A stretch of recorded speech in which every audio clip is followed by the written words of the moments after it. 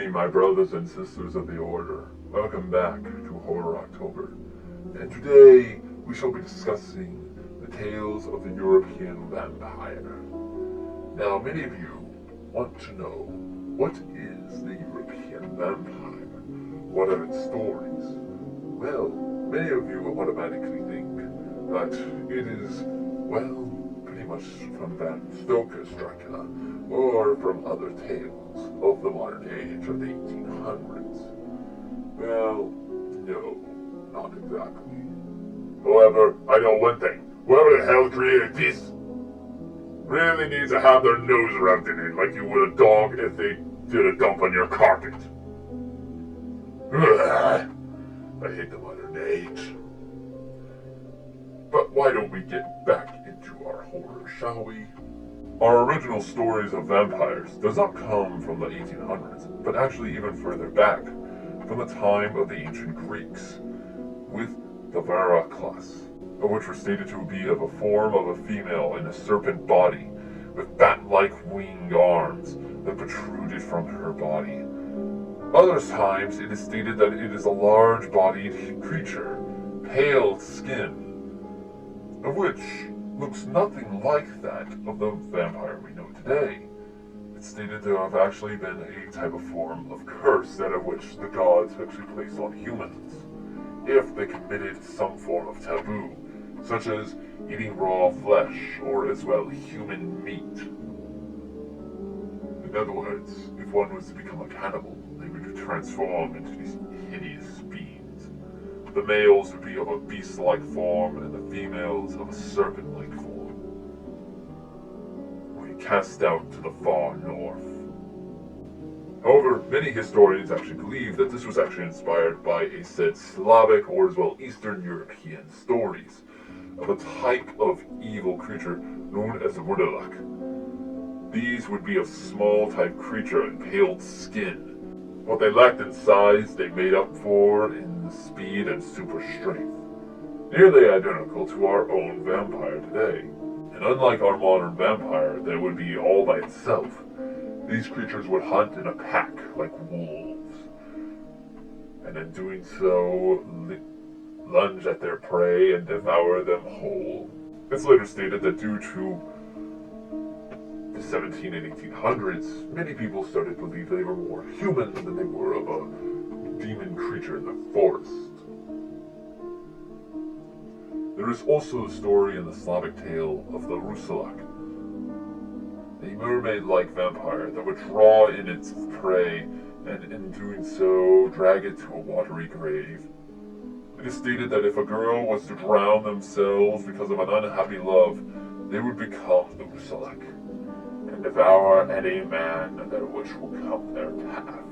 In the German culture, there is also a creature known as the Nashvrayer, of which would later give rise to the infamous film Nosferatu, which is still one of my favorite black and white films. It is stated that if one committed suicide or died from an accidental death, they would transform into this flesh-hungry creature of the undead, and in doing so would devour anybody of which they knew in life first, before they would go on from house to house and prey upon the living. It is said that the only thing that can kill this creature is sunlight, for since they had actually died, were buried, and only rose again during the night, they would only appear during the nightfall. But if there was daybreak, and then they would turn to nothing more than ashes. Sounds familiar now, doesn't it? In the Roman culture, there is actually a spirit-type vampire, that of which would suck the life force of its victim's soul, and of which it is stated that if one was not to commit the proper funeral rites for the dead, then the dead shall become this type of evil spirit, mainly going after first its loved ones and its friends and family. Slowly but surely, everyone else before it. This is why it was proper to give someone proper funeral rites back then.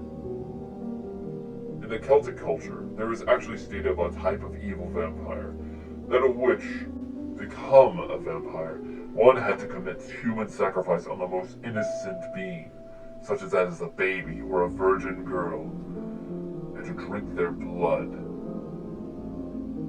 This would create them into the Cacanera, or would later be known as the Aberach, and as well the Darach Dua in later Irish culture. But the Aberach, I believe, has its own video for some other time. These superstitions of ancient culture would later give rise to the major meaning of evil beings.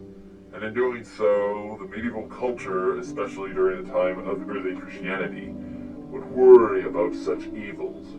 Majority of times would actually bury them in hollowed ground, or as well cremate the bodies.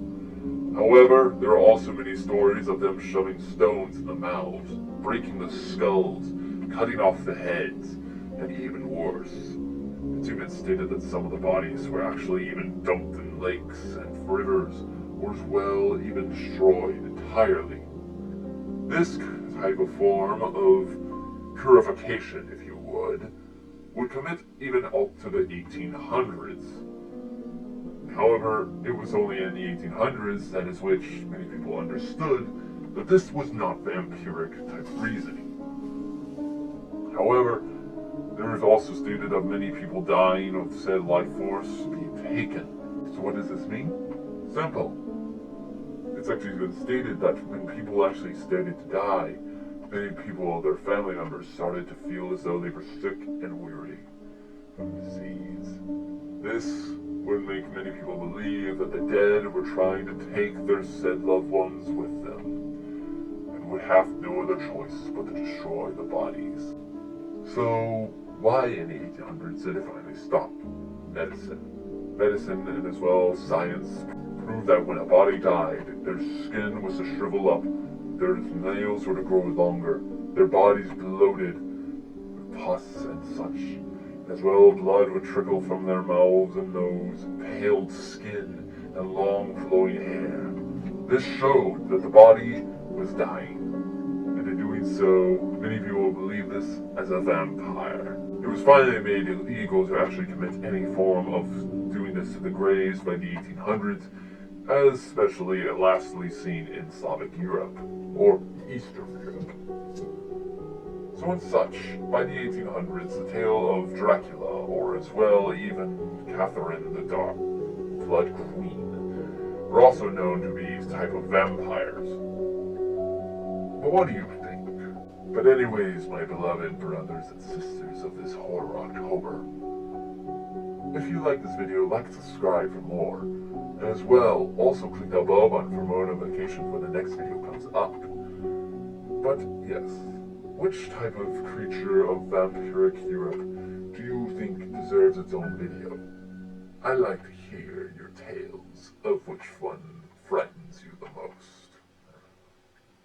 Hope to see you soon. And make sure you not allow them in.